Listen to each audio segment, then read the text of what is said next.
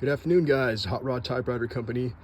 Today we're out here behind the shop getting ready to clean this SM8 we got in today.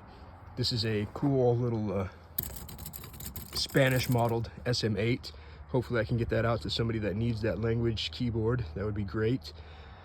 When I got this machine from Salvation Army, I thought somebody used it as an ashtray. If you look, there's all these ashes everywhere. I mean, you think this is, you know, who would use a typewriter as an ashtray? And then I pulled the platen, and then look at this. I mean, it's just, it's everywhere. And then I was like, man, somebody really just smoked and smoked. And then I got to the ribbon. I took the ribbon out. Yep. These convenient whiteout ribbons, you know, they might work for a little bit, but in the end, this is what you gotta deal with. And all that ash is all inside there. It's in everywhere. Like, it gets everywhere.